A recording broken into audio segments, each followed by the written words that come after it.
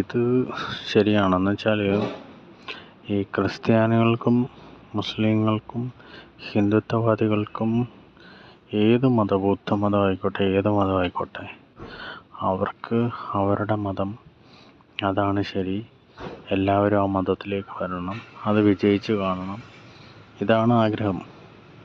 അപ്പോൾ അതുകൊണ്ട് ഒരു മതരാഷ്ട്രീയത്തിൻ്റെ ആളുകൾ വേറൊരു മതരാഷ്ട്രീയത്തിൻ്റെ ആളുകളെ അംഗീകരിക്കാറില്ല. മനസ്സുകൊണ്ട് 100% സാറ്റിസ്ഫാക്ഷനോടെ അംഗീകരിക്കാറില്ല. പിന്നെ ചില അഡ്ജസ്റ്റ്മെൻറ്റുകളൊക്കെ ഗതികേടുകൾ കൊണ്ട് നടത്തും, അത്രയേ ഉള്ളൂ. ഇപ്പോൾ ഉദാഹരണം പറഞ്ഞാൽ ഗോവയിൽ 25% ക്രിസ്ത്യാനികളുണ്ട്. അവിടെ ക്രൈസ്തവ പൊളിറ്റിക്സ് ഉണ്ട്. ഞായറാഴ്ച പള്ളിയിൽ വിളിച്ചു കയറ്റിയിട്ട് കുർബാനയൊക്കെ കൂടുമ്പോൾ അതൊക്കെ കഴിഞ്ഞ് ഇവർ ഈ പള്ളിയിൽ അച്ഛന്മാർ പറഞ്ഞു കൊടുക്കും, ഇന്ന പാർട്ടിക്ക് നമ്മൾ വോട്ട് ചെയ്യണം. ക്രിസ്ത്യൻ പൊളിറ്റിക്സ്, അവരുടെ ആവശ്യങ്ങൾ അങ്ങനെയൊക്കെ. അങ്ങനെ അവർ കുറേ MLA-മാരൊക്കെ ജയിക്കും. അപ്പുറത്ത് ഹിന്ദുക്കളും കുറേ MLA-മാരൊക്കെ ജയിക്കും. അപ്പോൾ ഇത് ഒറ്റയ്ക്ക് ഭരിക്കാൻ പറ്റത്തില്ലെന്ന് വരുമ്പം ഇവർ ഒരു കോയിലേഷനായിട്ട് ഒരു കൂട്ട് സർക്കാരുണ്ടാക്കും.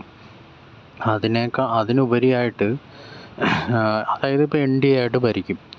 പക്ഷെ അതിനുപരിയായിട്ട് ഇവർ തമ്മിൽ പരസ്പരം അംഗീകരിക്കുന്ന ഒരു സംഭവം ഇല്ല. അപ്പോൾ ഇതാണ് ഇതിൻ്റെ ഒരു പ്രശ്നം.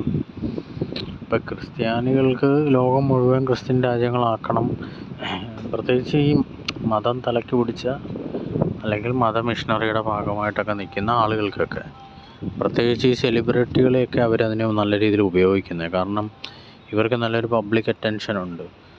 അപ്പോൾ ഒരു സെലിബ്രിറ്റി ഒരു ക്രിസ്തു മതത്തെക്കുറിച്ചൊരു നല്ലത് പറഞ്ഞാൽ ക്രിസ്തു മതത്തിൻ്റെ വളർച്ചയ്ക്ക് അത് നല്ലതായതുകൊണ്ട് ഈ അച്ഛന്മാരൊക്കെ അതിനുള്ള പരിപാടിയൊക്കെ സോപ്പിടാനും പൈസ കൊടുക്കാനും ഒക്കെ ഇവർക്കറിയാം. അപ്പോൾ ഇതാണ് എൻ്റെ സംഭവം. ഇതൊരു യാഥാർത്ഥ്യം തന്നെയാണ്. 100% ഇപ്പോൾ കേരളത്തിലായാലും ഒരു ക്രിസ്ത്യാനിയും 100% ആത്മാർത്ഥതയോടെ BJP അങ്ങനെ അംഗീകരിക്കുന്നില്ല.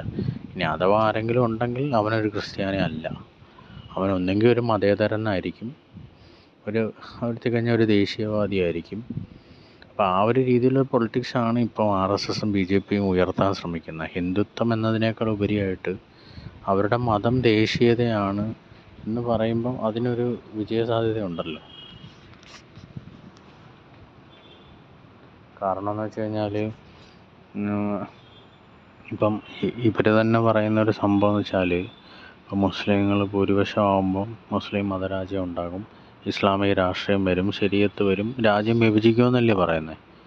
അപ്പോൾ ഹിന്ദുത്വ രാഷ്ട്രീയം പറയാതെ ദേശീയത എന്നുള്ള രാഷ്ട്രീയം പറയുമ്പോൾ തന്നെ അതിനകത്ത് ഹിന്ദുത്വം അടങ്ങിയിട്ടുണ്ട്. അതാണ് അവരുടെ ബുദ്ധി. ഇത് തന്നെയാണ് അമേരിക്കയിലൊക്കെ നടക്കുന്നത്.